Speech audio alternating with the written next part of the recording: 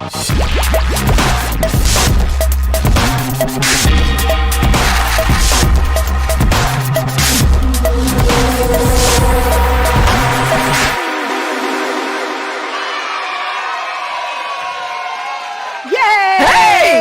we are.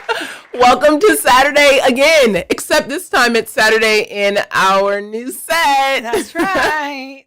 Our new look. Yes. This is it. This is it. But in case you're new, welcome to All the Things. I am Monique Duson. And I am Krista Bontrager.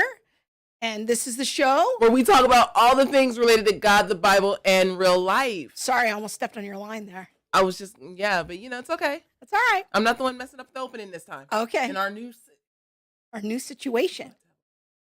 Okay. Helping us on the show tonight, every night, and helping endure rebuilding the set, the one and only Bob Bontrager. Hello. We're back together in the same room. It's very exciting. Yes, people are excited to talk to Miss Katie today. That's right. I want to give a shout out to Jennifer Idol, who is in Nashville Airport. They were up. Yes, we love the Nashville. All your business. Yeah, we love the Nashville Airport. So, all right. Well, we're working on. Talk. All right, I'll talk. We're live. So we want to invite you to add your voice to the conversation tonight. This is a show where we actually read the comments in the live stream and interact with them. And we know that you are going to enjoy the lively discussion we're going to have tonight with our friend Katie Faust. So jump in the comments and ask your questions. Tonight's moderators are Allison Wardrop and Laura Hartley. And just jump on there and let us know in the comments where you're watching, that you're watching, and what you think of our new set. It's took us a long time. We should probably say we started the process of refreshing the set all the way back in January. Yes. It's been a journey. It's been a journey. We shouldn't talk about the journey, but it's been a journey. Yes. Yes. I want to say hello to Gwenda and April P, who's watching for the first time live. What's up? Hey, Alexa. My goodness. All right. There's a lot of people. So I do want to give a quick shout out to our friends Lenny and Helena from our old church, who helped us with the construction on the set. Very, very patient with all of our indecision and also known as shenanigans. Lenny, who came up with a lot of creative solutions for us. So we are very grateful for the very practical ways that they helped us out. Yes. Now you can support the show by, did you already tell them? Liking the show, sharing the show, send it to your friends, send it to your enemies. If you want to bother somebody, go ahead, send it to them. People who know Jesus, people who love Jesus, send it out. Help get the word out that all the things is here and that this conversation is happening. This is going to be an important conversation for how we fight for the rights of children. Also, our show is brought to you by Family 210 Clothing, the Theology Mom Podcast, the Center for Biblical Unity, and Impact 360. Yes. In fact, we've got a fresh design we want to show you from Family 210 Clothing. Just Bob's going to get it up there. I don't co-parent with the government, so that's kind of fun. Yes.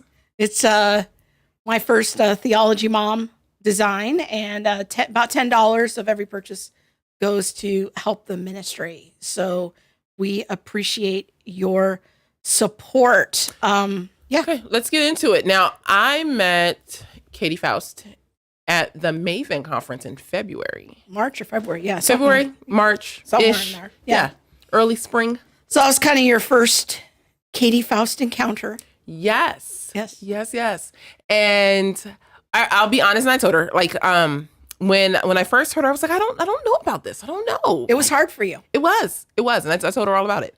And then we were at the WIA conference, Women in Apologetics, and we were both there, like all three of us were just hanging out in the green room. And hanging out. And getting to know each other. Yes. And, but no, she wasn't actually in the green room this time. It was us and Katian. Oh, yeah. And I brought up the book and I was like, I don't know about this. I don't know. And they were like, no, you've got to read the book and it'll explain everything. And I was like, okay. And so I listened to her speak at WIA, and then I got the book, and it literally explained all the things. I was like, okay. And so I'm really looking forward to this conversation because it's been a conversation for me that's been rather difficult. It has. And, we've said this on the show before that there are some conversations that we delay because one of us or both of us need time to process, learn, and be in our own growth and process. And so we've known of Katie and what she's working on and her For a while. for a while, but we needed to have our own journey with things, and we don't just put people on the show just willy nilly because it's popular or we want to have clickbaity topics or improving our analytics. Like, yeah, improving our analytics is always great, but our main goal is that when we're putting somebody on the show, we're really trying to make sure that we're putting people out there that we believe in their message. Yeah, I remember you were on board with her message for a while because even at Maven, you were like, you should invite her on the show. Go talk to her. And I was like, I'm not ready for that. Yeah, I don't know about that yet. But love her heart for kids, for family, for humans, the human person. And so we're going to get into this conversation because people are like, well, who is this Katie? Well, I think the only thing we would ask is that, if people have questions, jump on the live stream, ask them. Do you know Q&A is her most favorite time? I've heard this. Yes. It is like, I was like, so she loves the questions. Yes. But I think, just hear her out, hear out the point of view and, give her book a look. If definitely, to really work out. I guess the way I see it is what Katie's trying to do is provoke our thinking in how do we live out a biblical worldview all the way. All the way, the whole way. If we're going to really say that we're for children, we're for family, we're pro-life, we've got to think about how are we going to work that out all the way. So it's not just a nice slogan. It's not just a nice idea. How are we going to put some meat on the bones with that? Yeah, let's bring in Katie. All right, let's bring her on. Hey, Katie. Hello. Hi. Nice intro. I just am like, everybody who doesn't know who I am and what I do must be like, what is this? I know, right? To say? I mean, what's going on here? So that's great. This is how I like it. We want people on the edge of their seat. Yes, it's going to change your life. All right. So maybe just give people kind of the 1-minute introduction to you and what you're up to or what you think that people should know about you. Yeah. I'm a pastor's wife. I live in Seattle. I'm like one of 11 Christians that still lives here. Oh. I have 4 great kids. They're all almost teenagers. I've got 12, 14, 16, and just turned 19. And teenagers are fantastic. Don't fear it. I really was just a very nice person and was not involved in the culture wars at all until about 10 years ago.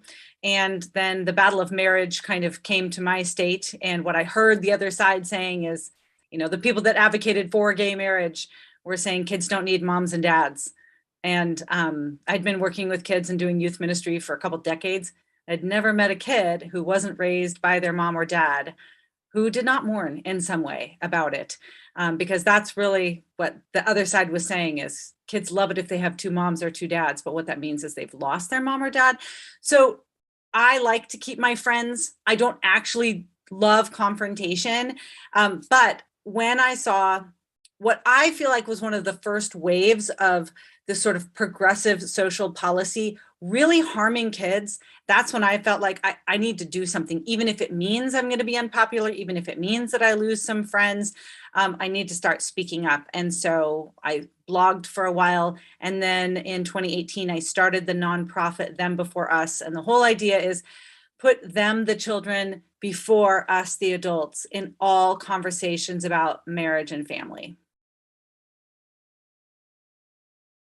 I can't hear you. I want to hear you, but I can't hear you. It's okay. We're just juggling a lot of things here. Yeah, I think that gets us right into your book. Maybe you can tell us a little bit more about the big idea of the book and what prompted you to write it. Yeah, so the big idea of the book is when it comes to marriage and family, adults should not ask children to sacrifice for them. If I could just summarize the whole thing, It's that adults need to do hard things for kids rather than insisting that kids do hard things for adults. When we look at issues of marriage and family, a lot of times we think that they are disconnected issues.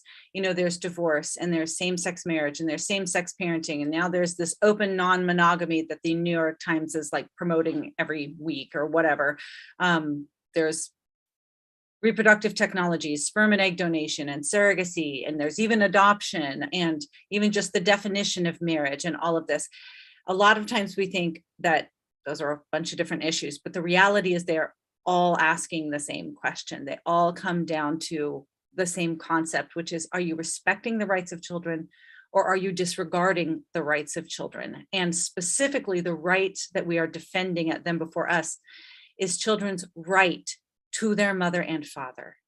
And that's a right that maybe some people are unfamiliar with, but all of you are very familiar with parental rights. All of you understand that when you leave the hospital with a newborn after you've given birth, you don't want just any kid in the nursery. You want your kid. In fact, you have a natural right to that child.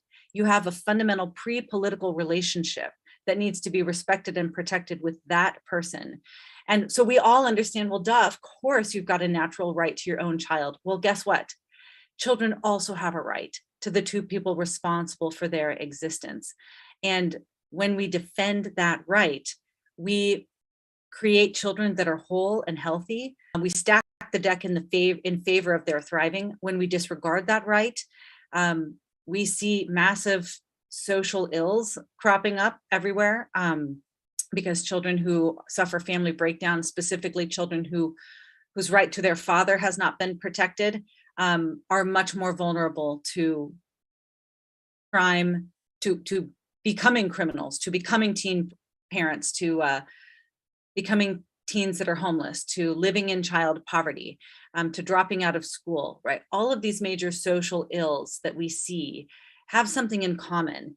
And it is that these children tend to be disproportionately fatherless or products of broken homes. So if we can respect children's right to their mother and father, not only do we stack the deck in favor of their thriving, but our society thrives as well.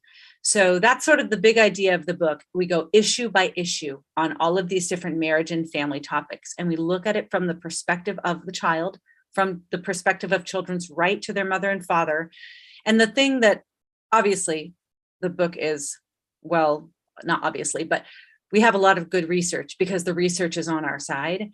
But what the book has that very few other resources have is the stories of more than 100 kids who grew up in modern families, so that you can really hear their own voice in terms of how it impacted them to have had their right to their mother and father violated.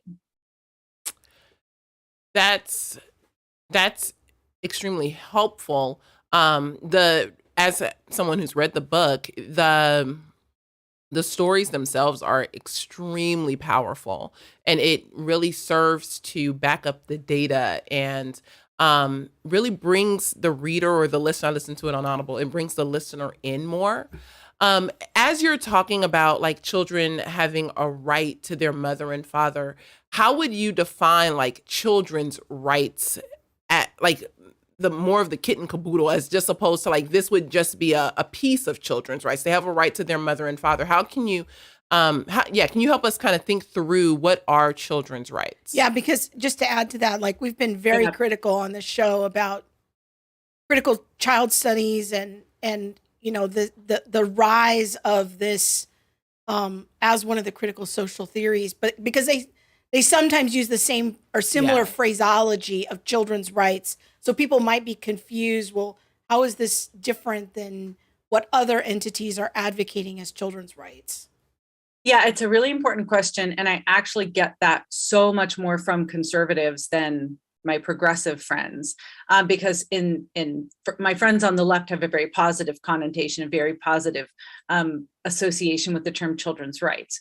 But that's because the way that they've heard it is a term that is used wrongly, in their mind, and the way that it's promoted, even globally, even by International Planned Parenthood and different branches of the United Nations. They have policies, they've got programs around the world that promotes children's rights. But usually what they mean by that is children's sexual rights, their right to sexual pleasure, their right to access transgender treatment, cross-sex hormones, their right to have a sexual identity hidden from their parents at school. So I understand that is how it's popularly used in culture, but it's erroneous. That's not what children's rights are. What we advocate for is children's rights based in natural law, right? It is a theory about how natural law is a school of philosophy on how you know what you ought to do based on looking at the natural world. So I'm a Christian. I carry my Bible around with me everywhere I go. I try to read the Bible with every woman that I'm with. You won't find a Bible verse in this book. It is a book that is going to make the case based on not the revealed word of God, but the revealed world of God, right? The world that God has revealed to us has all the information that we need to back up his prescription for sex and marriage. So I am making a case based on natural law, a philosophical school of thought that says we can look at the natural world and know what we ought to do. And guess what? The best research and social science and now the stories of kids are going to validate that natural law. This is the natural law that Martin Luther King Jr. used to advocate against bad civil laws, right? He said, look, the natural law is the true law, and an unjust law, and what he meant is an unjust law that goes against natural law, is no law at all. And that's exactly what pro-lifers have been advocating for the last 50 years. They said children have a natural right to life. I don't care what your laws say. This is a foundational natural right that all human beings have, and we're going to advocate for it. We're going to forward and advance it, regardless of whether or not the law recognizes it. So children also have a natural right to their mother and father. And just for the lay person out there, my co-author Stacy and I, neither of us are natural lawyers. Neither of us are polished politicians. So we sort of have this simple way of understanding what a natural right is, because what you'll notice in everywhere that you look, but certainly the way the left falsely uses the term children's rights is you'll notice that anything that they really, really want suddenly becomes a right. And so you hear about all kinds of rights, a right to housing, a right to government-funded birth control, or the right to choose, right? Anything that they want, they will label as a right. But there really are some natural rights. And the way that we distinguish those natural rights is we have in chapter 1 what we call the 3 rules that make it a right test. And this is just kind of helpful to me when I'm hearing other people talk. There's 3 things that you can, if it meets these criteria, it's a natural right. So the first one is it existed before the government, right? It doesn't exist because of government. It existed pre-government. So think about like your right to life. Your life existed before the government existed, in terms of like government systems that were created around the world, right? The government does not offer it to you. You simply have it. If it's a good government, it'll protect that right. The second one is nobody has to provide it for you, right? So if you have to dig it up through a well, bottle it, ship it, label it, put it on the grocery store shelves, you might need it. It might be important, but it's not a natural right. And the third one is everybody has the same distribution of this right. So your right to free speech, your ability to speak, your ability to associate, your ability to worship, your ability to defend yourself, right? We all have the same amount of that. We all have the same amount of life, 1. And we all have the same amount of parents, biological parents, 2. We all get 1 of each, 1 mother and 1 father. And so we can see that both a child's right to life and a child's right to their mother and father meet these 3 rules that make it a right test. These are natural rights. And that is what we're defending. We are not defending some kind of ideological scheme that is cloaking itself under the guise of children's rights to really push forward what is much more of an adult agenda than something that actually serves and protects children. That's really helpful. I think that the word rights can be so confusing these days. So I really appreciate the fact that you've thought about it, you're kind of breaking it down in everyday language. That's really helpful. I appreciate the clarity, like just no holds barred. I think that's what got me a WIA too. It was just like, bam, here it is. Yeah. When would you say that the rights of a child begin? Yeah. So children's rights are human rights. And everybody will say, well, women's rights are human rights and trans rights are human rights. Okay, well, if children are humans, they have a right. Their rights begin the moment they become human. So they have human rights at the moment of conception, because that is when a distinct human person begins. Interestingly, if that one cell zygote exists, their mother and father also exist. And so children automatically have a right to life. And they automatically have a right to the two people responsible for their existence. And so this is something that once the child is in existence, we have to fiercely defend their right to their mother and father. And as I think we'll talk about tonight, there are cultural, legal, and technological changes that are seeking to strip children of their right to their mother and father. So it's something that we have to think way, way back, to the moment of conception, and then work our way forward. And then we have to protect those rights that children have to their mother and father all through their childhood, because children need their mom and dad the day that they're born. They need them when they're 2 months old. They need both of them when they're 2 years old. They still need both of them when they're 12 years old. A lot of 22-year-olds would even say, I still desperately need, I get something different from my mom and dad. They're so important to me. So this connection and this relationship that children have to their parents, it matters throughout their life, but it's especially critical during childhood. I think that leads us right into some important things that we need to probe related to reproductive technologies. Now, I'm getting up there in age a little more than I feel comfortable with, but when I was in seminary 30 years ago, you can believe this, I took a class on medical ethics, and this was kind of before these technologies were actually existing, but they were on the horizon. And we talked about them in my seminary class of how would you counsel someone who was an infertile couple and they came in your office and you had to counsel them, and knowing that these emerging technologies were on the horizon, things like in vitro fertilization.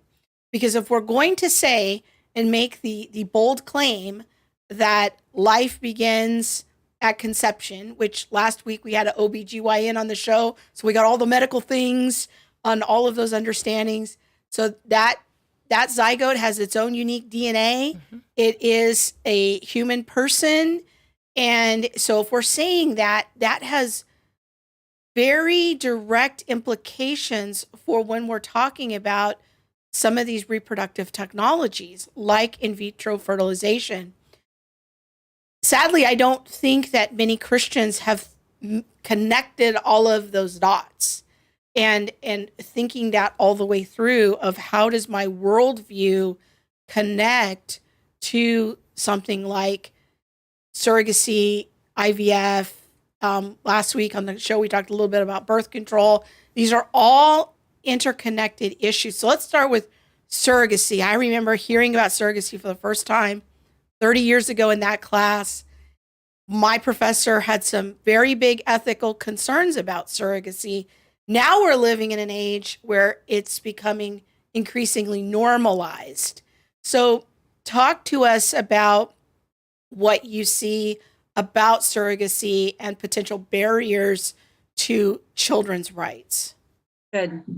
I'll take just one more step back, and let's talk briefly about reproductive technologies. So what that is doing, really, from a child-centric perspective, if you're going to make a baby in a laboratory, because that's what we're talking about, right? We're talking about making babies in vitro, in glass, in a laboratory. You have to have three things, right? You need to put together sperm, egg, and womb.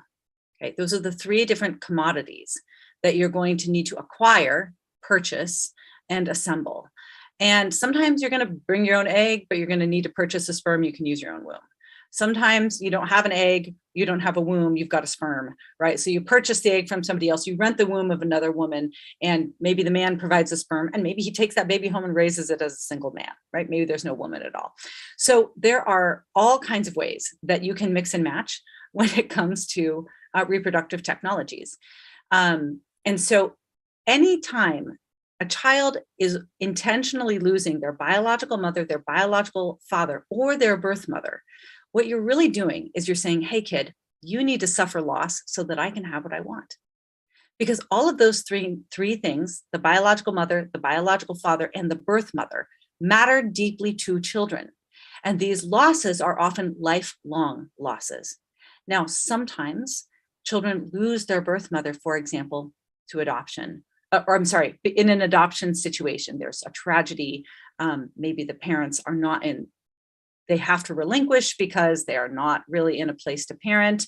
I'm an adoptive mom. I am very pro-adoption when it's properly understood. And when it's properly understood, we understand that it begins with loss. I understand that I cannot fully compensate for everything that my son has lost. Adoption is good and redemptive, but I didn't choose his loss. I am seeking to mend his loss. Now, that is a really big difference when it comes to sperm donation, egg donation, and surrogacy. In those situations, the adults that are raising the children chose the loss for the child. They chose to separate the child from their biological father. They chose to interrupt that critical maternal bond with the child's birth mother. And so I have a whole chapter in the book about adoption and why adoption supports children's rights, but third-party reproduction, where you're using a third party, a sperm donor, egg donor, or surrogate to create a child, why that violates children's rights. A lot of times people think these are the same things. They're not. They're exactly the opposite. And we go through 4 different ways that adoption supports children's rights and reproductive technologies violate children's rights.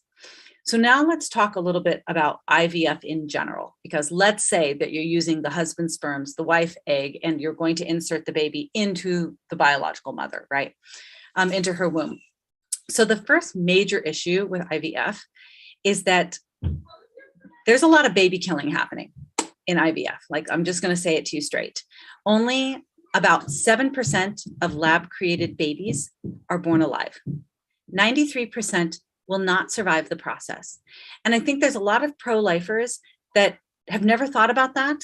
But all you have to do right now is Google or get on Twitter and take a look at how all of the fertility doctors are freaking out in red states, right? All of the fertility doctors that are located in red states right now, where they're going to have strict abortion laws, are saying we might not be able to do business in Alabama. We might have to close our clinic in Louisiana, because discarding human life is so foundational to their business model.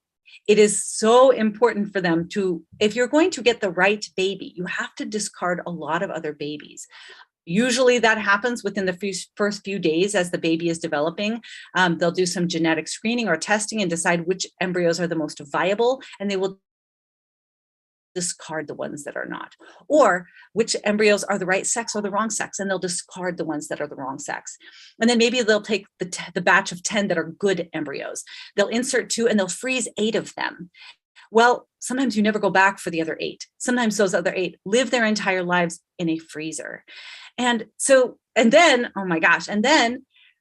selective reduction is very, very common, especially in surrogacy contracts. And selective reduction is just a fancy word for abortion, because when you are paying 6 figures for a baby, abortion serves as quality control and quantity control. So abortion is standard language in almost every surrogacy contract. So like when you start talking these things through, you recognize that IVF is not a child-friendly process.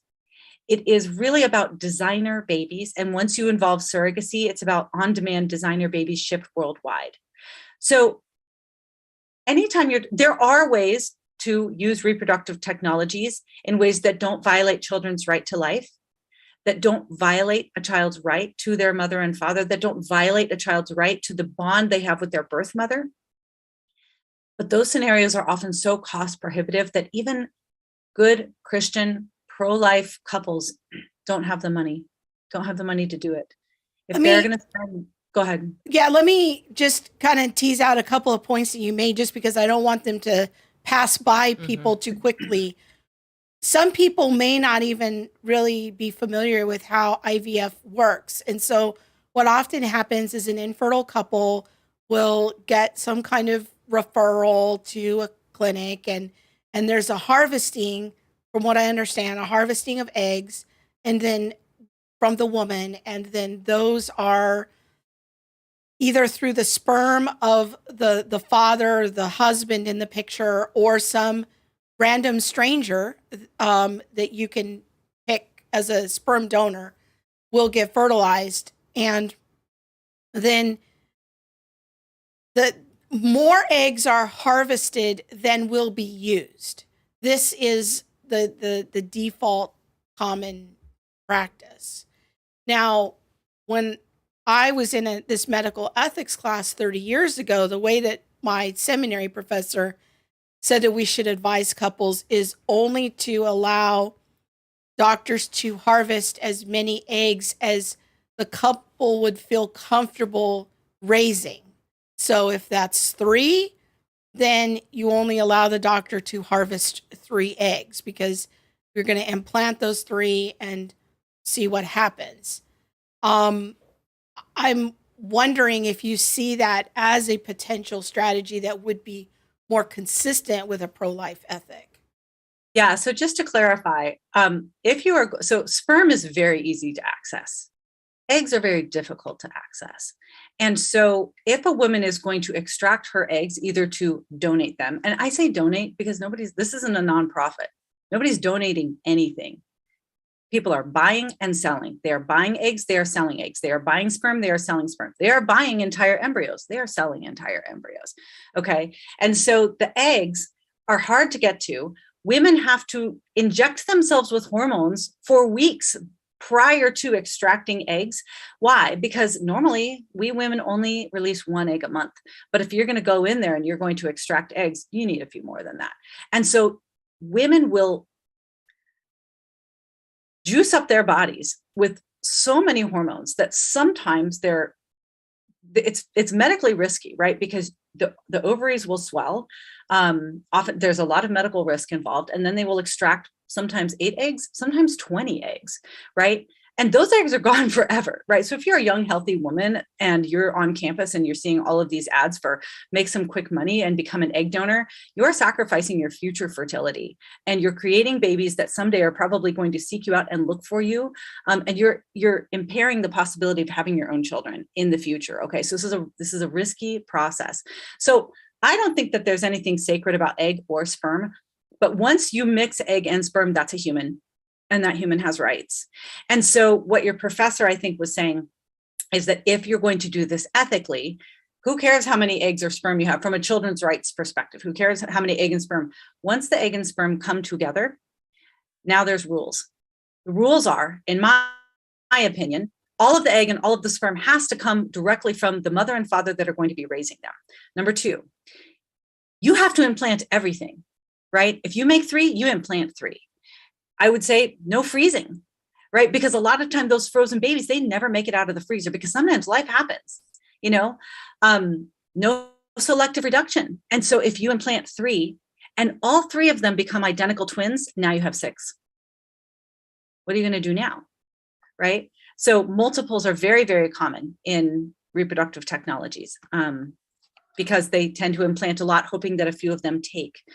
No sex selection, right? You can't say, well, we have 3 embryos, 2 are girls, 1 is boy. We would really like a boy and a girl, so we're going to discard one of the girls, right? So you have to use these technologies in ways that respect children's right to life and right to their mother and father. So what we just explained, what your professor suggested, what I've just talked about, it's possible.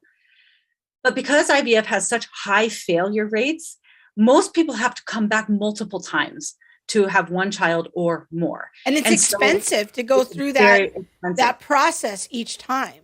So if you're going to make a batch of babies, you may as well make 10, because it's going to cost you $20,000 to make 2 or 10. So you may as well make 10 and then have extras.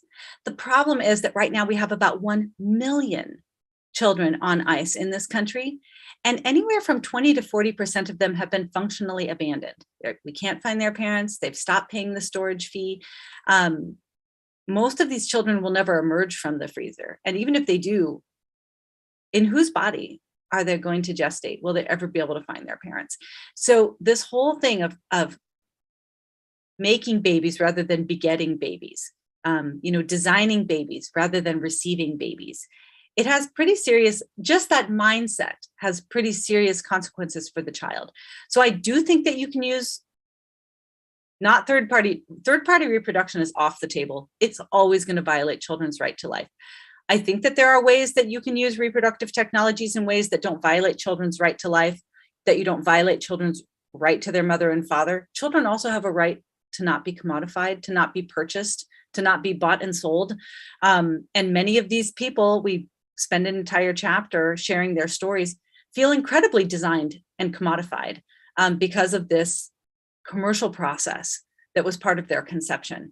So I think that you need to use reproductive technologies in ways where no child bears a cost for what adults want. And that's a very hard message, because there are good, fantastic people that would be amazing parents who are saddled with this burden of infertility. And it's a crushing load. But the solution cannot be to hand a crushing load to a child. Let me ask a clarifying question about what you mean by using third party. Like, that's off the table. Like, tell me a little bit more about what that means. Yeah, it just means using somebody else's eggs, somebody else's sperm, or somebody else's womb, right? It takes two to make a baby, a man and a woman. The woman provides the egg and the womb. That's how nature made it. Nature made it very difficult to split that woman into two, right? And that's by design, because children need that woman. They need all of that found in one woman whenever possible. And so anytime you're going outside of those two, you're using a third party, somebody else's sperm, somebody else's egg, somebody else's womb. Anytime you're using third party in your reproduction, you're violating children's right to life. Right to their mother and father. Is there a time when you can see IVF as not being problematic? Like, can you walk us through that? Or is it always problematic?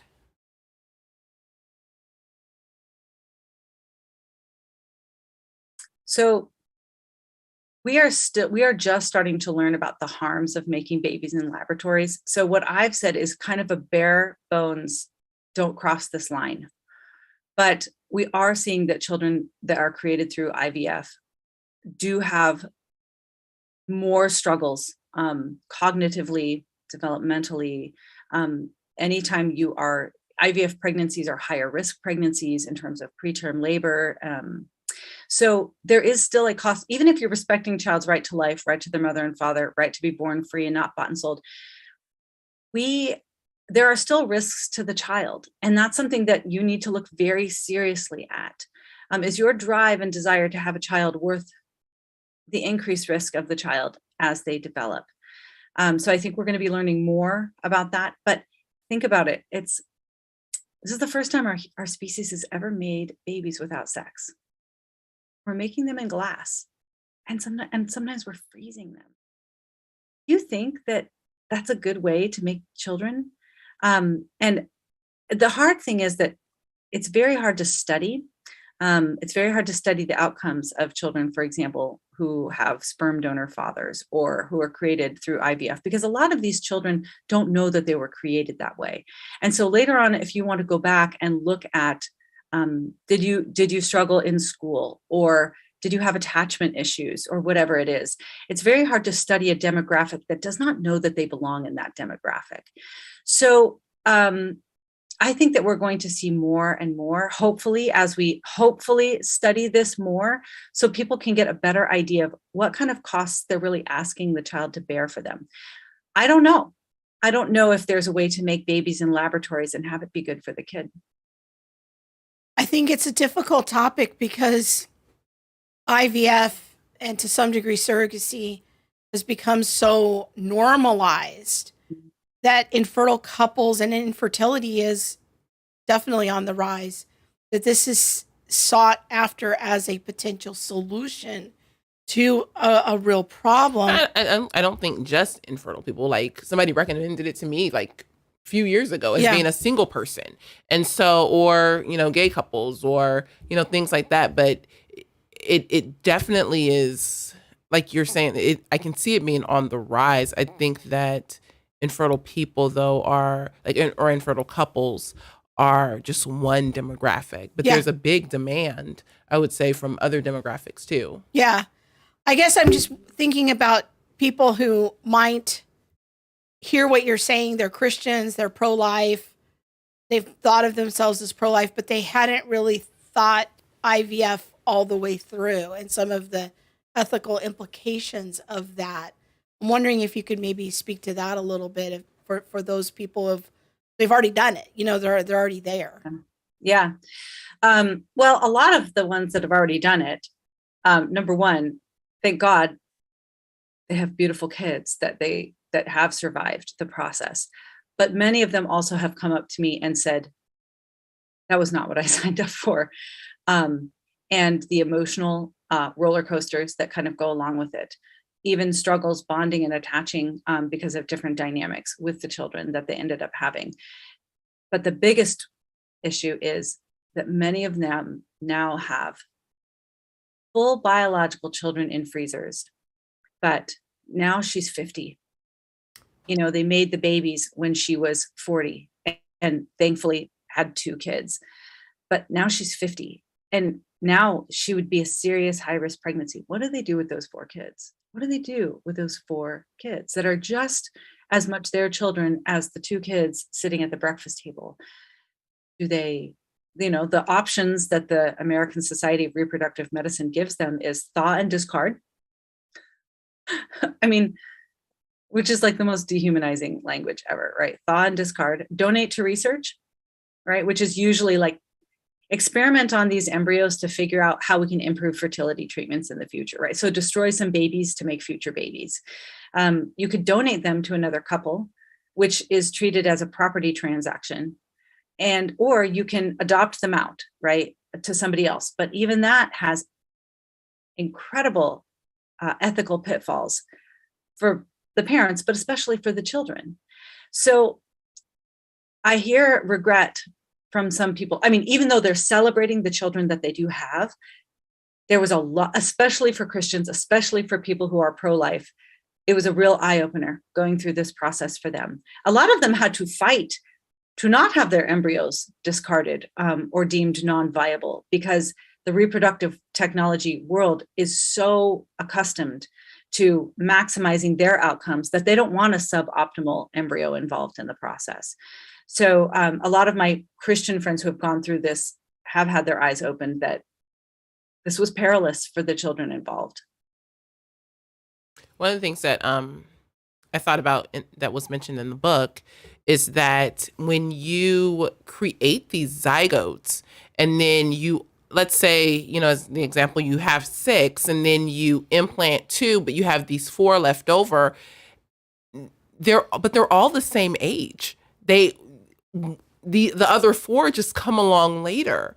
And I had never really put that together. And what I wonder what harm is done to those that are just now on ice and just waiting.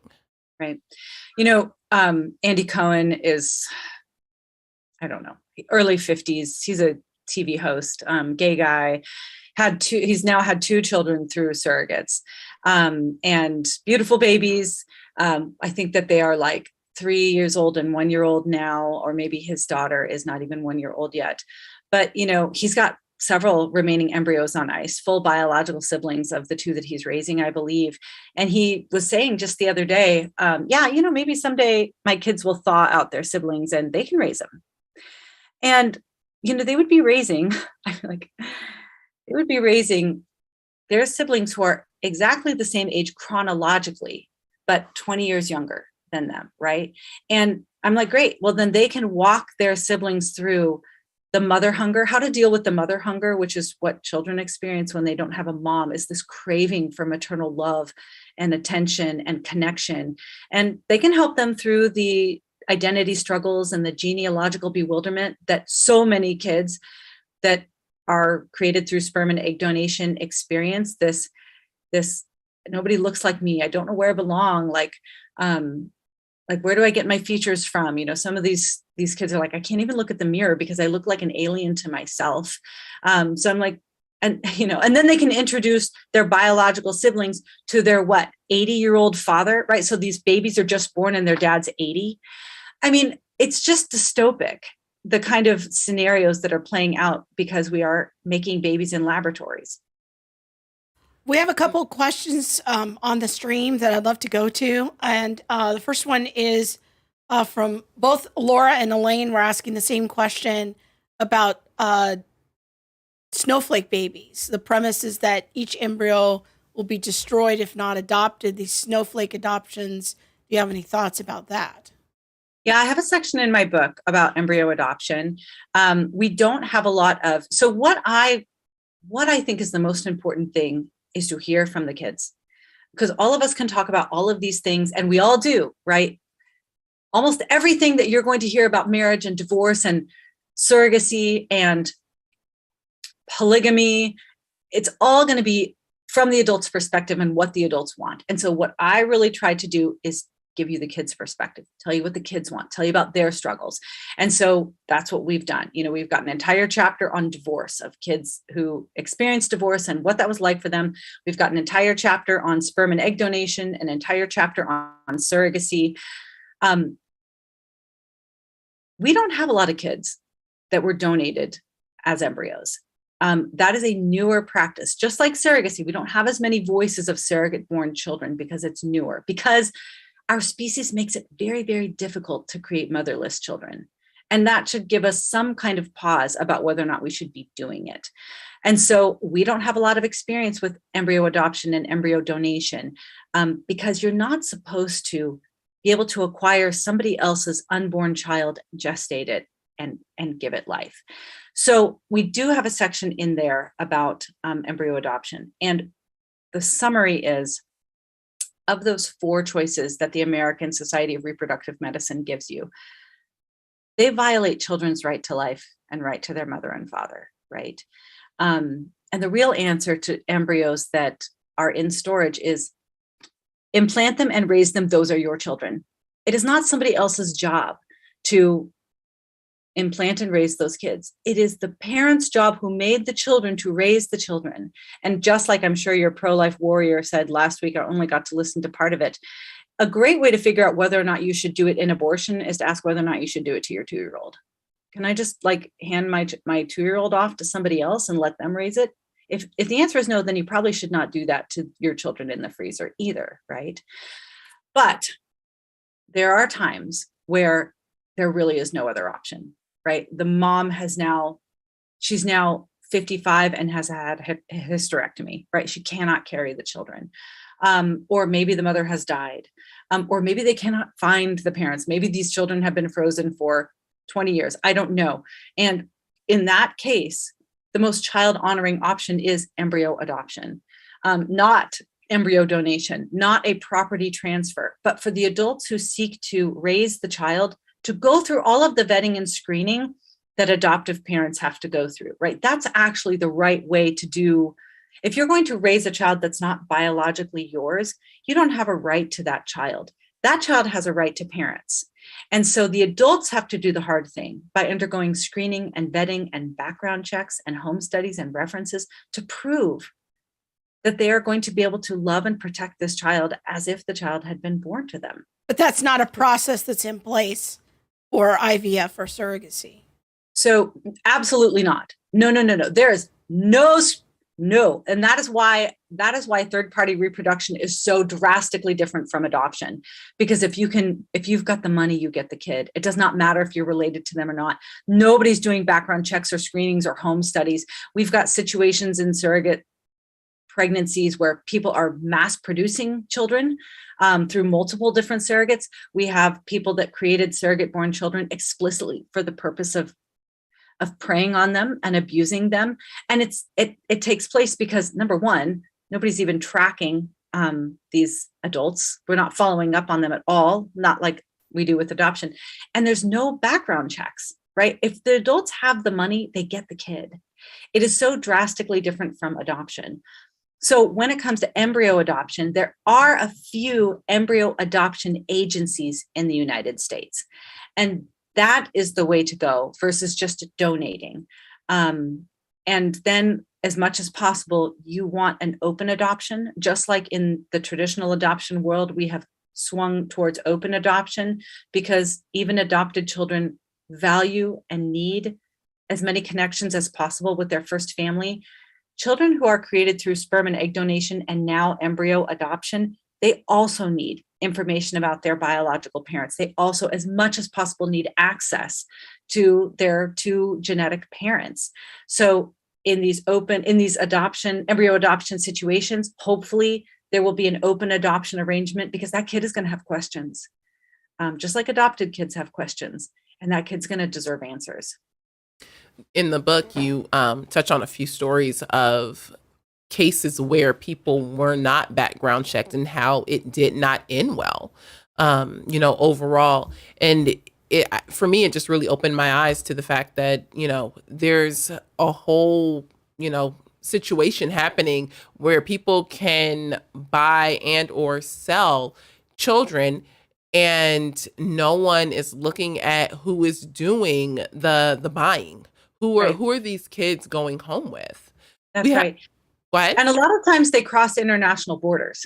Surrogacy is illegal throughout most of Europe. It's considered a human rights violation because it's a human rights violation. And so what we have, because we've got this Wild West in different states in the United States, you have couples from Spain or Brazil who come here, custom order their children, and then fly home with them. And so not only are we not background checking these people, like it's almost indistinguishable from international child trafficking. Like actually, like people have been stopped because it's so similar to a trafficking situation. In fact, here in the United States, there was a fertility lawyer named Teresa Erickson, who was making all of these surrogacy contracts and arrangements where she would get a surrogate pregnant, I think in Ukraine, somewhere Eastern Europe, and with whatever embryo, doesn't even matter. And then when the baby was about 6 months along, she would say, she would tell parents here in the United States, the parents of this surrogacy arrangement backed out. Do you guys want to take on this surrogate pregnancy? And so they'd sign a contract when the baby was 6 months along, and the parents would fly home with the baby, right? An unrelated child. And that was illegal, but not because the adults were taking home a child that wasn't related to them. It was illegal because the contract was signed after the babies were conceived, not before. And so it's actually illegal to sell your children here and throughout most of the world. But in surrogacy, as long as you sign the contract before the child is conceived, that's just helping someone build a family. But if it's after the child's conceived, you will be arrested for child trafficking. So you have to ask whether or not a process that is so similar to child trafficking, is that really something that we should be encouraging or participating in? I saw a tweet from you some months ago, Dave Rubin, who is a popular conservative commentator. I believe he's employed by the Daily Wire, which is a conservative news outlet, but he is in, I hesitate to call it a marriage, but I'll forego that, in a gay marriage. And he was making a birth announcement of 2 children. They have 2 different surrogates, and these children are going to be born within a month or 2 of each other.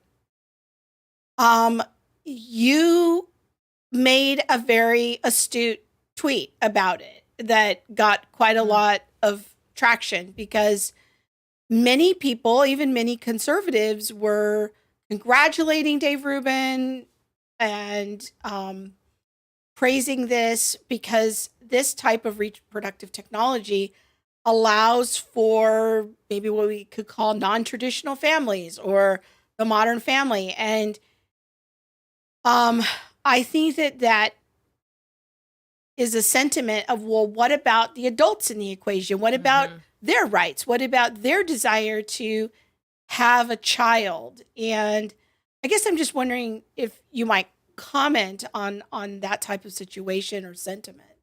Yeah. Yeah, Dave Rubin works for The Blaze, but Oh, he The just Blaze. did, Okay.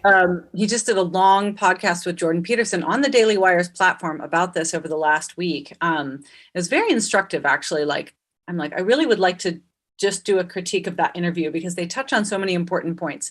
But let's just zone in a little bit more on surrogacy. So what surrogacy does is it splices what should be one woman, a mother, into 3 optional and purchasable women: the genetic mother, who's the egg donor, the birth mother, who's the surrogate, and the social mother, who is going to be the daily presence, the daily maternal presence in the child's life.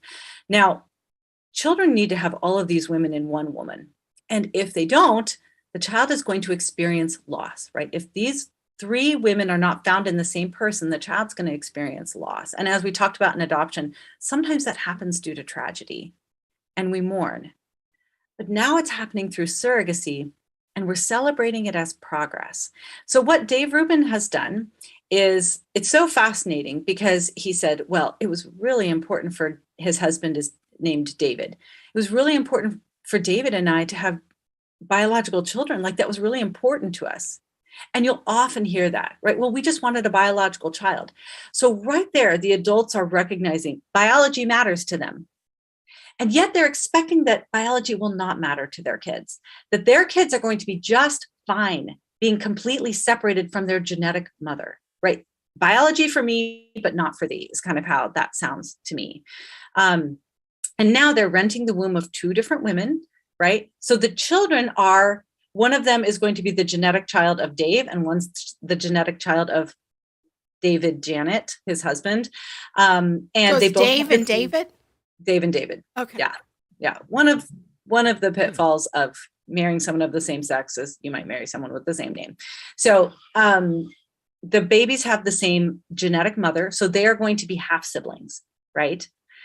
And now they both are going to develop a bond with their birth mother. And that bond is really important, especially if you're in the pro-life world. You know this, right? If you're meeting with women who have unplanned pregnancies, you're saying you're not going to be a mother. You are a mother. You're already a mother. And that baby needs you. And that baby loves you. In fact, you're the only person that baby knows. And so you encourage the development of that maternal bond. And that bond matters to the baby, right? When the baby is born, they don't know that they're not related. They don't even care that they're not genetically related to the birth mother. What they know is it's her voice, her smell, her milk, her body. It is that person that soothes the baby. And when you separate that bond and hand the child over to somebody else, that is what adoptees call a primal wound. Something that many adoptees would say, that hindered my future attachment and bonding and ability to trust, because that child had been developing a bond for 9.5 months, and now they start over. Right now, all the other kids have a head start on them, and they start from square one. That is not inconsequential. So in the Dave Rubin's situation, the children are going to lose their genetic mother. The children are going to lose their birth mother, and the children will be raised without a mother at all. So they're going to lose all 3 of these mothers that they desperately need, crave, long for, and have a right to. And I was listening to Dave Rubin's interview with Jordan Peterson about how I listened to that too, and it was interesting. And if you ever want to do a stream about it, I'm going to volunteer my husband right now to help you do it, because I think it would be interesting to have you comment on that video. But one of the lines that I remembered is Dave Rubin was like, well, I got 2 freezers full of breast milk. That's right. And so it's not that and he says, and his husband has been researching all this skin to skin contact and all of this. So I don't know, they're going to try to simulate breastfeeding. I don't know what's going to happen there. I'm sure they're not going to simulate breastfeeding in terms of but you know, right.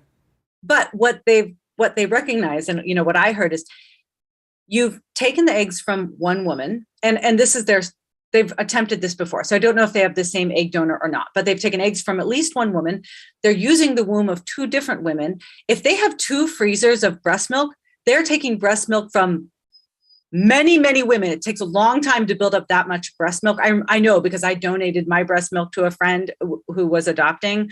And it takes a long time to build up 2 freezers of breast milk. So, and then David Janet's mother is going to be there. They're going to have nurses at night. I mean, they have had an army of women that they have required to create motherless children, right? Do you know how many women they have had to involve to make motherless children?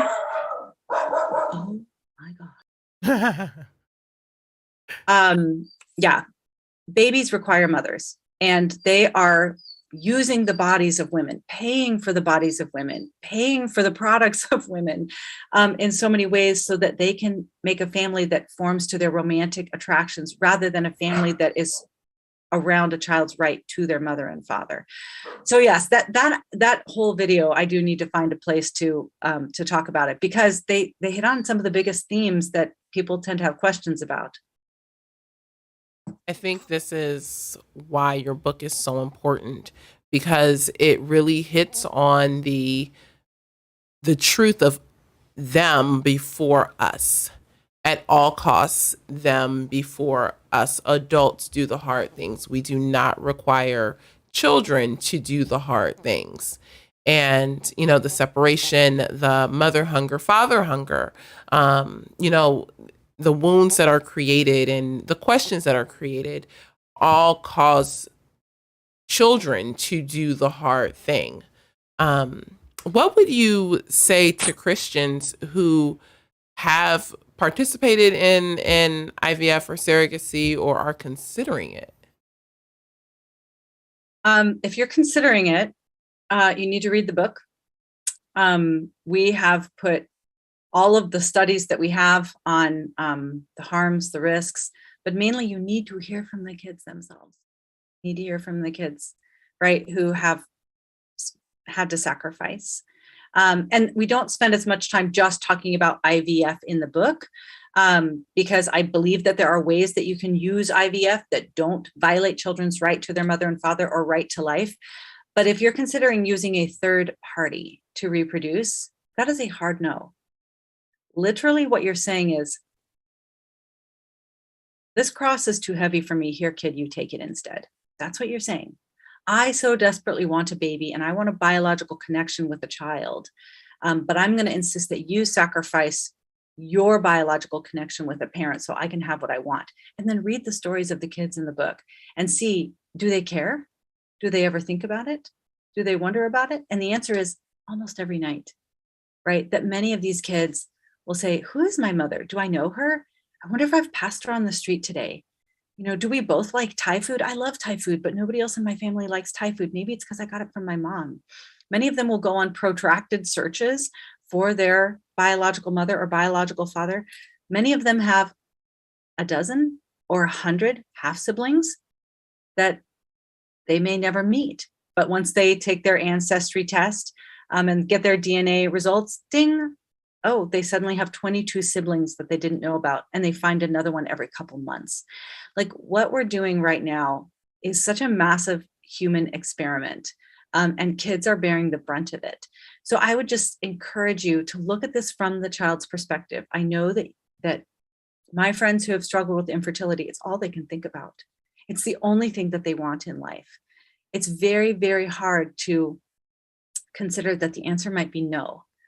But the answer cannot be to have a child shoulder a load because you really, really want something. And I'll say, you know, we haven't talked a whole lot about some of the other issues in the book, but in this world of putting children first, no adult gets a pass. No adult gets a pass. At some point, every adult is going to have to do something hard so that children don't lose their right to their mother and father. You know, I've got a friend who is so beautiful, wonderful, educated. She would be an incredible mother, and she's never met Mr. Right. And she has had people just like, get a sperm donor, no big deal, right? And she longs to be a mom, and she would be an incredible mother, but she's like, I can't do that, right? So it's a huge sacrifice for her to give up her desire to be a mother, at least at this point, so that she doesn't create a fatherless child. when I'm not doing this, I am counseling couples in my husband's office. He's a pastor. We do tons of marriage counseling. Do you know how hard it is to keep a marriage together? Do you know how hard it is to work through the things that married couples struggle with? There's dozens of things that could just fracture your marriage just like that. Do you know how hard it is to just stay, even when you want to run? The infertility, couples that struggle with infertility, they have to sacrifice. People who experience same-sex attraction, they have to sacrifice. Like, do you see that this view of prioritizing children's rights, people with unplanned pregnancies, the mom and dad who aren't married, who suddenly have a baby, they have to do the hard thing by committing to one another so the baby has the mom and dad every day. All of the things that we are talking about is going to require incredible sacrifice on behalf of adults. But the only other option is for the kid to sacrifice. And I think that's injustice. That's an injustice. If you're going to insist that a child sacrifice for you because something is hard in your life, that is an injustice. That is not what a just society does. A just society says the strong sacrifice for the weak. We don't make the weak sacrifice for the strong. And that is what we have been doing in every issue of marriage and family. That's such a good word. That is. Because this is an issue, and I like that lens of looking at it as a justice issue of, just extending the parental. Parents need to do hard things. Adults have to do hard things. Sometimes people stay married because, even if it's difficult, because they know their kids will have a better shot at a better life if, we keep working on the marriage, we keep trying again, we keep working on that. All right, we're going to do a few more questions here. Eva has a question. What are your views on a relative, like a sister, being a surrogate for you because you cannot conceive? No. There's no situation where you're going to, whether it's paid, whether it's altruistic, whether it's a family member, whether it's a woman, a brown woman in Sri Lanka who really needs the money. No, you are always asking the child to sacrifice for you. And I don't know, for those of you that are listening, when my second daughter was born, it was a very rushed delivery and it was traumatic for both of us. Like I was kind of dazed and spinning. She was purple. At first, like it was very rushed, but she was wailing.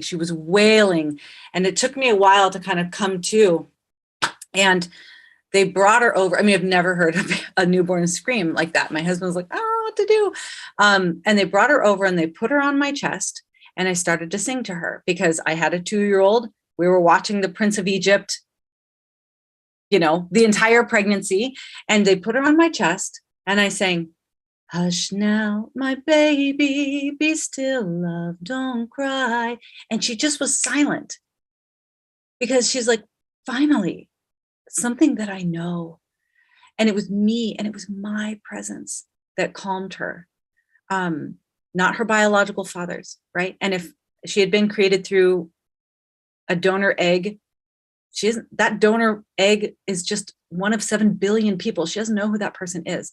It is the surrogate that she has bonded to. It is the surrogate that makes her feel safe. It is the surrogate who is her birth mother. And so when you ask a child to sacrifice that bond because you want a baby, that's an injustice. Actually, according to some of the research that we quote in the book, the child has no other way to process that except a death.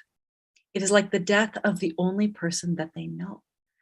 And think about it, like surrogates have hundreds of relationships, like different people in their life that they're connected to. We profile several surrogates that bond so intensely with the baby that they say, I'm not handing this kid over.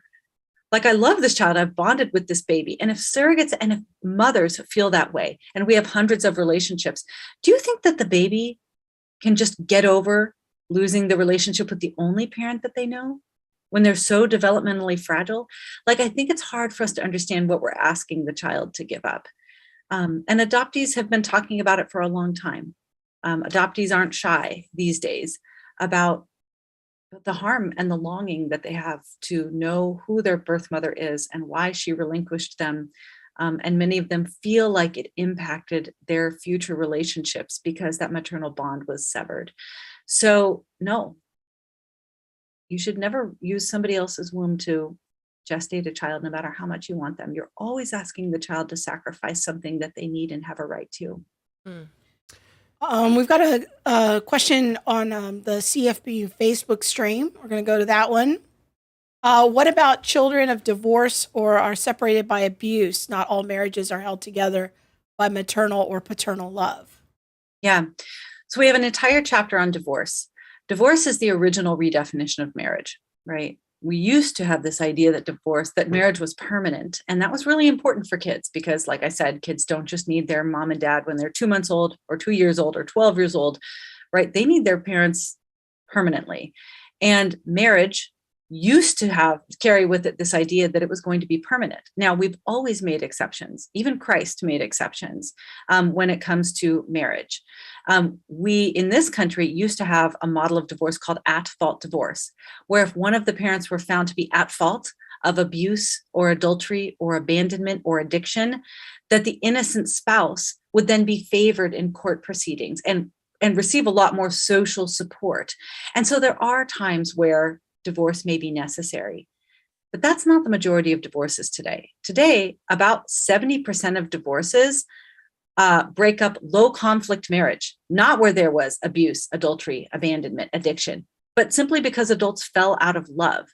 And so we've restructured the way we talk about divorce now to just be like, well, if it ceases to make you happy, then it ceases to be a marriage, right? If you're not happy anymore, you can walk away from the marriage. And that's incredibly detrimental to children. There are times where the marriage really is abusive and one or two needs to get out. And in those situations, I sure wish that judges could favor the innocent spouse. But these days, what happens is often the spouse who's misbehaving the most, who's committing adultery or has the lowest commitment to the marriage, often has the most power in the divorce proceedings. You've got one spouse that's desperately trying to do the right thing, keep things together, shelter the children from what's going on. And a no-fault situation requires that everything gets split 50-50. So there's no reward for raising your level of behavior to one that actually could sustain a marriage. So I really hope that we see massive divorce reform, not to the point where you can't get out of a marriage if there really is somebody that is seriously at fault. But right now we've got a culture of disposable marriage, and it has absolutely wrecked children. Good. Here's a question from Elaine Voss on the Center for Biblical Unity Facebook page. She says, how do we disciple or inform or care for our family members whose families came about with interventions like this? Yeah.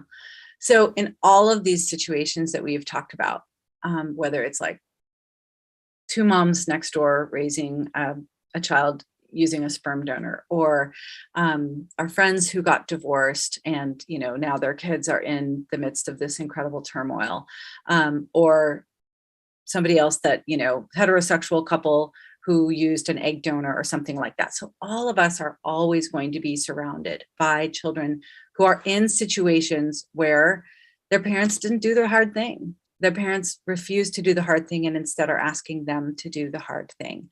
And so I think that there's two things that we can do for those kids. Number one, for the kids especially, they're my primary concern. Draw near, pull them in, fold them into your world, right? The kids whose parents are divorcing are going to need some quiet, some stability. So once you pull them in, you can practice what I call careful validation, right? Never the kind of thing where you're throwing their parents under the bus. But, for example, we had a boy with two moms who was hanging around for quite a while a couple of years ago. And he just would follow my husband around because he had father hunger. This is when children don't have dads, they find a man to love them. And sometimes it's not the right kind of men, but you'll see them gravitating towards all the men in their life. So he was following my husband around and said something about something really casual, like, man, it's just crazy, like that your son has his dad here all the time. And I said, you are such a good kid. Wherever your dad is, he's missing out. because you're a great kid, right? Like he just let me into that world a little bit of, I long for this. This is amazing, right? So validate that, because so much of the time, what all of these kids are hearing is, you're so lucky to have two moms, or, well, your parents might be divorcing, but you should be happy that they're happy, or you don't want to live. I mean, you would be really unhappy if your parents had to stay together, right? Like all of these messages that in essence say that the kids need to support the adults' choices. Very few people that are validating the fact that this is hard, this is painful, there's a real loss involved for kids. So careful validation, not demonizing the parents at all, but just a recognition of, I do this with my adopted son too. It's hard. He doesn't have the same origin stories. His story begins with loss. We paint it in as positive a light as we can, but there's still loss there. And so I carefully validate and say, I bet your birth mom did the best that she could, because you were born full term. She must have eaten so well during her pregnancy. But I understand why you're sad, because it's hard not to look like your mom. And, it's hard to not look like everyone else in the family. So carefully validate. The other thing is bring them into your world, because you actually can show them what they were made to have. And the best illustration I have for this is my husband, who grew up my parents divorced, but it was an amicable divorce. His parents divorced and it was war. And so he bounced between homes with different girlfriends, stepfathers, stepmothers, kind of coming in and out. And when he was 7, he met a friend in his neighborhood named Chad, and he went to Chad's house. And after a week or so, he was like, what is going on at this house? The dad and mom both live here all the time. And the kids are also here all the time. Like they never go anywhere else on the weekend. And the whole family eats dinner together every night. And nobody's angry and nobody throws things. And he, as a 7-year-old, remembers standing in their living room, vowing that when I become a dad, my house is going to be like Chad's house. It's not going to be like my house. Like he didn't even know that there was another world, right? He didn't know that there was a place where moms and dads could love each other and love their kids and stay in the same house. And there was joy and harmony. And I call that the straight stick, right? Be the straight stick. And it was like D.L. Moody who said, you don't know how crooked a stick is until you lay a straight stick next to it. So if you can just show the child what they are made for and what they deserve, that is going to go a very, very long way in terms of their healing and future health. Very good. I'm wondering, we've got one more comment we're going to go to in a minute, but I'm just wondering if you could sit down, if Katie Faust could sit down with a pastor and talk to them over coffee and give them a word of like what you wish they would do to disciple the people in their church with this message, like what would that be? Don't you compromise one iota on sex and marriage. Don't compromise at all. Speak up and speak out. Other than a revival in this country, the thing that could save this nation is a return to God's design for sex and marriage. Everything outside of God's design for sex and marriage insists that children sacrifice for adults, whether it's cohabitation or no-fault divorce or third-party reproduction, which is functionally adultery, right? It's not adultery in terms of the adult bonds, but it produces a child that is separated from their mother or father. And that was one of the reasons why God prohibited adultery, is so that children would not be separated from their mother or father. So I think that the biggest thing is stop bowing, scraping, and apologizing. Recognize that defending marriage and defending God's design for sex and marriage is defending children. And your failure, you shrinking back from speaking about that, is creating child victims. So don't you even go for 1 second to this idea that God is an anti-gay bigot or whatever, because Jesus insisted that marriage be between a man and a woman. Jesus insisted that marriage be between a man and a woman because in Malachi, it says he made the two one because he's seeking godly offspring. God cares about children. He wants them to grow and be shepherded so they can become godly. And he understands That's very hard to do when you don't have total buy-in, lifelong commitment from the man and the woman. So I just think that's the biggest thing is sex and marriage. God's design for sex and marriage. It's what children needs, and it's what the nation needs. There we go. We need some courage. We need some courageous pastors. I don't have my fan in Black church. When somebody say something good, you get a fan, girl. We got to fan you. And see, I'm a fan you. Yes, you better come on. Yes. Because that's what we need to hear. Like, we need the boldness. We need pastors who will not compromise on the truth. Yeah. Our last question comes from Susanna. Let's see here. She wants to know, are there other infertility interventions that don't end in the termination of the child? Yeah. So first of all, don't go to the IVF clinics. Like if you can't get pregnant after a year, they're like, get you into the IVF pipeline. If you can't get pregnant after a year, there might be something that needs to be fixed. Your body might need to be healed so that you can conceive naturally. So there is something called NAPRO technologies, NAPRO, natural procreative technologies, and they seek to resolve the underlying fertility issues. They're actually going to see what parts of your body need to be healed so you can conceive naturally. Depending on the issue, they have similar or much higher rates of success than IVF. So your body is made to have babies. Now, it's very tough if you miss that critical fertility window in your 20s and early 30s, but turn to your body first. Like, first take a look and resolve that. If you do end up going to IVF, what I've heard from my friends who have used it is you had better be very, very clear about your lines before you go in, because they will push and they will try to erase them, because it's bad for business. It's bad for their bottom line. They don't want lower rates of success, right? They all kind of measure their rates of success of live births and things like that. And if you're choosing suboptimal embryos, that doesn't help them. So you need to be very, very clear about what your lines are before you go into that clinic. Awesome. Very good. Katie, thank you so much. This has been, sorry, I'm just not even looking at the right camera, girl. I'm still thinking about all that you said. It's been a lot. A lot, but it's been super helpful. Yeah. And if you don't have them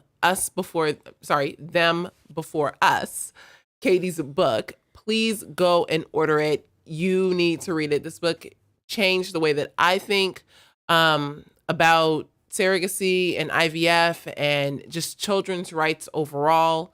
And I've always loved kids. And so to find something that would even challenge me, this book is just phenomenal. So go out and get it. Katie, thank you so much. We appreciate all of your time, your research, your fight for life and for children.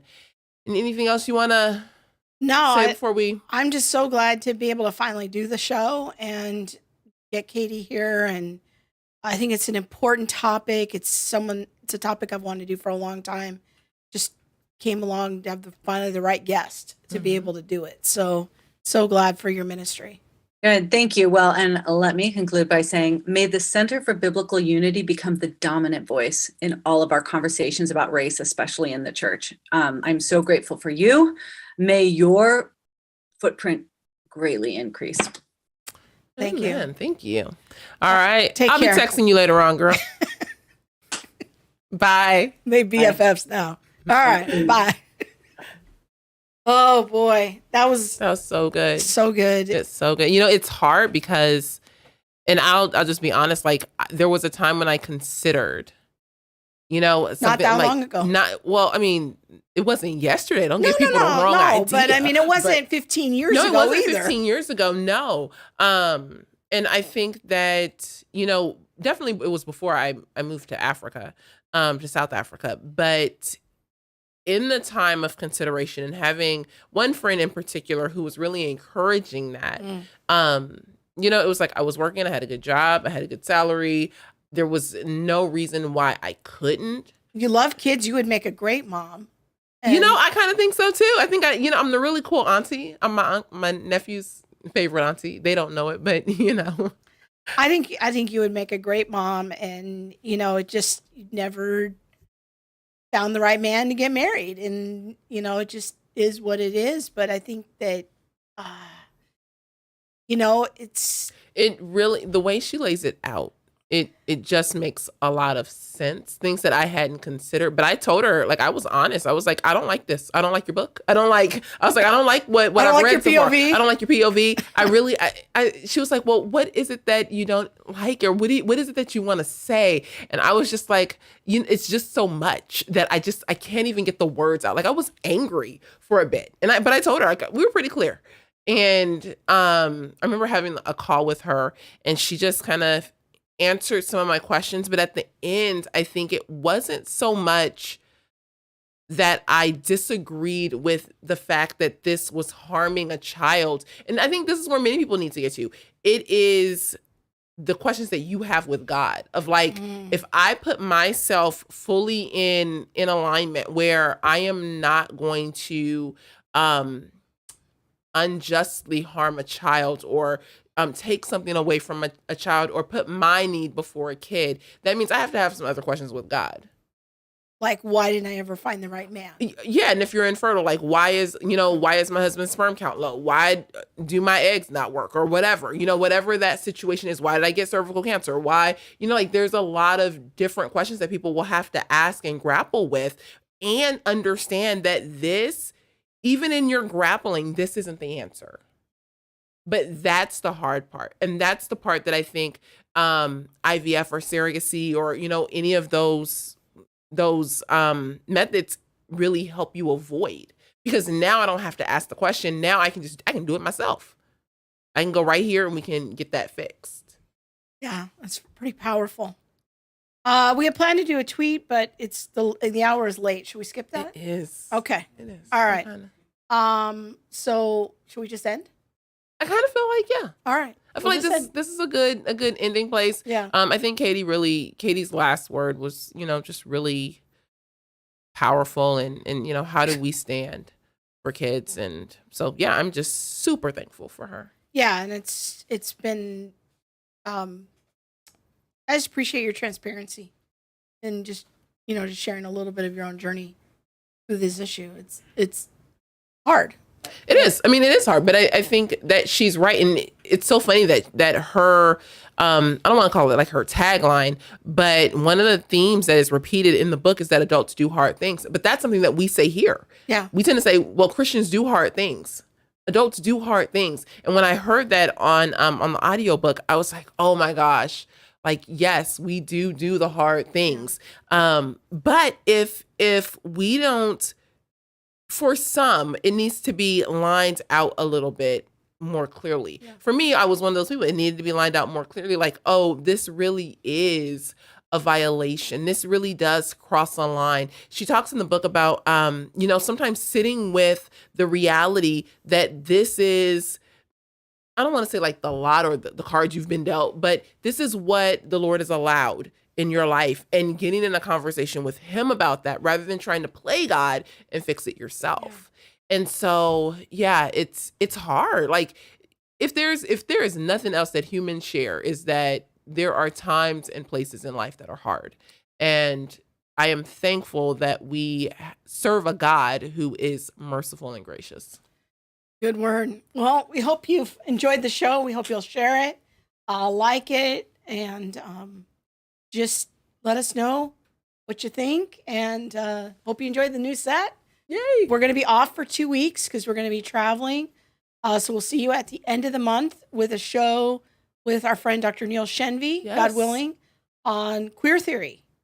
And so look forward to that.